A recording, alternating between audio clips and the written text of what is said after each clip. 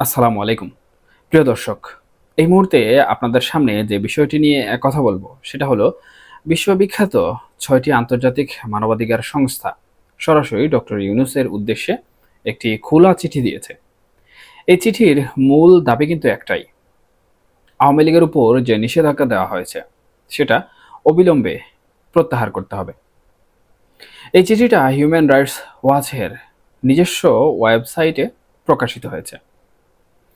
আর এই ৬টি সংস্থা, যাদের মধ্যে Civicus, human rights watch, Robert F Kennedy human রাইটসের মতো প্রতিষ্ঠানগুলো আছে, তারা মোট ১২টি সুপারিশ তুলে ধরেছে।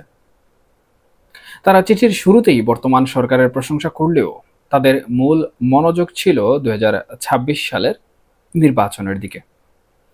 তারা এই অন্তর্বর্তীকালীন সময়ে বাংলাদেশে এমন শক্তিশালী প্রতিষ্ঠান গড়ে তোলার আহ্বান জানিয়েছে, যা একটি স্বাধীন ও সুষ্ঠু নির্বাচন নিশ্চিত করবে এবং ভবিষ্যতে কর্তৃত্ববাদী শাসনের ঝুঁকি প্রতিহত করবে। তবে তাদের উদ্বেগের মূল কারণগুলো স্পষ্ট। তারা দেখছে যে নিরাপত্তা খাতে এখনো কোনো কাঠামোগত সংস্কার হয়নি। আইনশৃঙ্খলা বাহিনীর অনেক সদস্য এখনো জবাবদিহিতা প্রক্রিয়ায় সম্পূর্ণ সহযোগিতা করছে না। তারা পূর্ববর্তী সরকারের সময়ের মানবাধিকার লঙ্ঘনের বিচারের উদ্যোগ নিতে বলেছে, কিন্তু একই সাথে এটাও বলেছে আওয়ামী লীগ সংশ্লিষ্ট যেসব মামলার যথাযথ প্রমাণ নেই বা যেগুলো রাজনৈতিক উদ্দেশ্য প্রণোদিত বলে মনে হয়, সেই নির্বিচারে গ্রেফতার ও আটক অবিলম্বে বন্ধ করতে হবে। আর সেই ১২টি সুপারিশের মধ্যে সবচেয়ে শক্তিশালী এবং প্রধান সুপারিশটি হলো আওয়ামী লীগের উপর নিষেধাজ্ঞা প্রত্যাহার। তারা সরাসরি বলছে সন্ত্রাস বিরোধী আইনের আওতায় আওয়ামী লীগের কার্যক্রমে যে নিষেধাজ্ঞা দেওয়া হয়েছে তা সঙ্গে সঙ্গে তুলে নিতে হবে। কিন্তু কেন? কারণ এটা গণতান্ত্রিক স্বাধীনতা এবং বহুদলীয় রাজনীতির পথে একটি বিরাট বাধা। এমনকি জাতিসংঘের ফ্যাক্ট ফাইন্ডিং প্রতিবেদনেও বলা হয়েছে যে গণতান্ত্রিক পুনঃপ্রতিষ্ঠার স্বার্থে রাজনৈতিক দল নিষিদ্ধ করা উচিত নয়। এই ঘটনা থেকে একটা জিনিস দিনের আলোর মতো পরিষ্কার হয়ে যাচ্ছে, আওয়ামী লীগের উপর থেকে এই নিষেধাজ্ঞা প্রত্যাহারের চাপ শুধু দেশের ভেতর থেকেই নয়, আন্তর্জাতিক অঙ্গনেও প্রবলভাবে বাড়ছে। বিভিন্ন দেশ যেমন প্রকাশ্যে অপ্রকাশ্যে ডক্টর ইউনূস সরকারকে চাপ দিচ্ছে, তেমনি এই মানবাধিকার সংস্থাগুলোও এবার সোচ্চার হয়েছে। যদি ডক্টর ইউনূস এবং তার পরিষদ এখনো মনে করে থাকে যে আওয়ামী লীগকে বাদ দিয়ে নির্বাচন করে ফেলবে, তাহলে সেই নির্বাচনটা কখনোই আন্তর্জাতিকভাবে গ্রহণযোগ্যতা পাবে না। আমি মনে করি ৯৯% সম্ভব হবে না, কিন্তু যদি ১% সম্ভাবনাকে সামনে রেখেও জোর করে নির্বাচনটা করে ফেলা হয়, সেই সরকার আজকের ইউনূস সরকারের মতোই একটা ঝুলন্ত সরকার হবে, যা যে কোনো মুহূর্তে এক ফুতে উড়ে যেতে পারে। সত্যি বলতে এই মুহূর্তে যারা ক্ষমতায় আছে তারা এই ঝুলন্ত সরকারটাই চায়। কিন্তু কেন চায়? কারণ এই মুহূর্তে যদি বাংলাদেশে একটা ফ্রি, ফেয়ার, ক্রেডিবল এবং ইনক্লুসিভ নির্বাচন হয়, তাহলে পৃথিবীতে একটা নজিরবিহীন ঘটনা ঘটবে।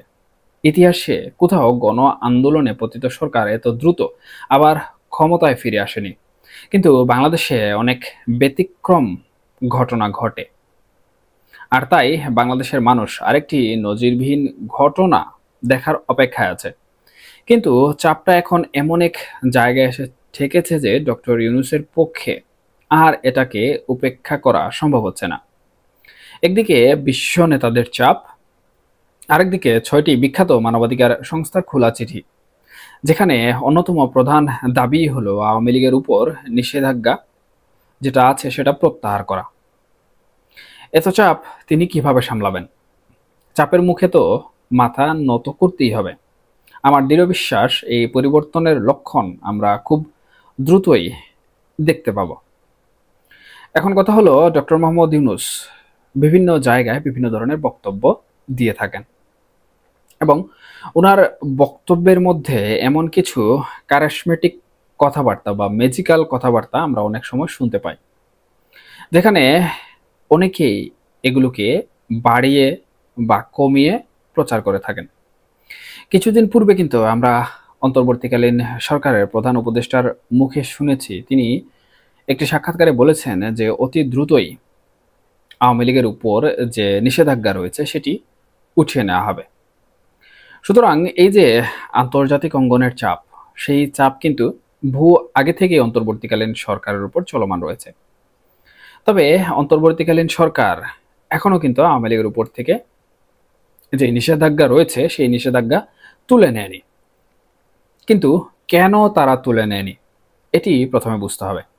দেখুন, বর্তমানে যে সরকার চলছে এবং যারা বর্তমান সময়ে সরকারকে নিয়ন্ত্রণ করছেন, তারা এটি খুব ভালোভাবে কিন্তু আন্দাজ করতে পেরেছেন যে এই দীর্ঘ কয়েক মাস, 14 থেকে 15 মাস অতিবাহিত হওয়ার পথে এখন দেশের বর্তমান যে পরিস্থিতি, সেই পরিস্থিতিতে কিন্তু দেশের জনগণ অনেকটাই বেফাস অবস্থায় রয়েছেন।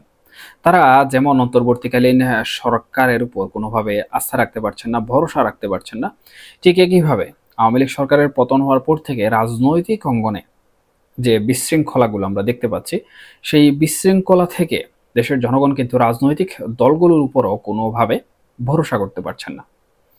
আবার দেখুন, বাংলাদেশে সবথেকে গুরুত্বপূর্ণ যে বিষয় সেটি হচ্ছে অর্থনৈতিক যে খাতগুলো রয়েছে, সেই খাতগুলো কিন্তু ধ্বংসের মুখে। আবার আরেকটি গুরুত্বপূর্ণ বিষয় হচ্ছে দেশে যে সকল চলমান উন্নয়ন প্রকল্পগুলো ছিল, আমি যদি অবকাঠামোগত উন্নয়নের কথা বলি কিংবা রাস্তাঘাট নির্মাণের কথা বলি, এগুলো কিন্তু বর্তমানে দীর্ঘ 1 থেকে 1.5 বছর ধরে অনেকটাই থমকে আছে। এই থমকে থাকার কারণে দেশের বিভিন্ন জায়গায় গুরুত্বপূর্ণ মহাসড়কে জনগণের ভোগান্তি বাড়ছে। শুধু তাই নয়, বিগত আওয়ামী লীগ সরকারের আমলে বিশেষ করে খাদ্যপণ্যের দাম বা নিত্য দ্রব্য সামগ্রীর দাম যখন বৃদ্ধি পেত, তখন কিন্তু সামাজিক যোগাযোগ মাধ্যমে ব্যাপক হৈহুল্লোড় সৃষ্টি হতো। কিন্তু বর্তমান সময়ে কাঁচা বাজারগুলো যদি আপনারা লক্ষ্য করেন, পাইকারি কিংবা খুচরা দ্রব্যের দাম কিন্তু আকাশ ছুঁই ছুঁই অবস্থা। এই অবস্থায় জনগণ না পারছে সহ্য করতে, না পারছে বুক চাপড়িয়ে তাদের যে হতাশা রয়েছে সেই হতাশা ব্যক্ত করতে। সুতরাং এই যে জনগণের মধ্যে একটি মিশ্র প্রতিক্রিয়া, এই মিশ্র প্রতিক্রিয়াগুলো কিন্তু কোনোভাবেই রাজনৈতিক দল এবং অন্তর্বর্তীকালীন সরকারের পক্ষে যাচ্ছে না। এখন এই অবস্থায় যদি নির্বাচনে আওয়ামী লীগকে রাখা হয় এবং আওয়ামী লীগের উপর থেকে যে নিষেধাজ্ঞা রয়েছে সেটি উঠিয়ে দেওয়া হয়, তাহলে আওয়ামী লীগ কিন্তু জনগণের দোরগোড়ায় পৌঁছে যাবে এবং জনগণের দোরগোড়ায় পৌঁছে যাওয়া মানে কিন্তু নির্বাচনে তাদের পক্ষে একটি ব্যাপক জনমত গঠন করতে সক্ষম হয়ে যাবে।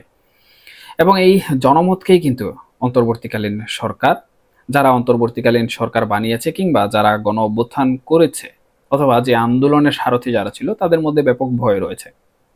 কারণ যদি বাই চান্স আওয়ামী লীগ জনগণের সমর্থন নিয়ে ক্ষমতায় চলে আসে, তাহলে তাদের ভবিষ্যৎ কিন্তু অনেক ভয়ঙ্কর হবে।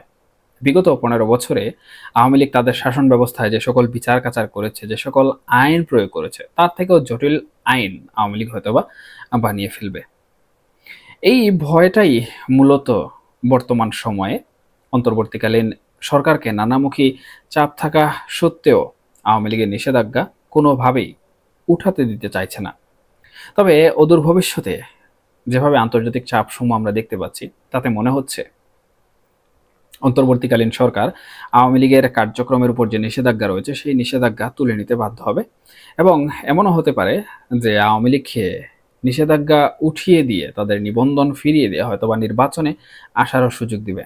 এবং আওয়ামী লীগ তখনই মোটামুটি তাদের যে জনসমর্থক রয়েছে এবং তাদের বিগত শাসনামলের যে সকল ভালো কর্মকাণ্ড রয়েছে সেগুলোর মাধ্যমে হয়তোবা দেশে আরেকটি নতুন পরিবেশ তৈরি করতে পারবে।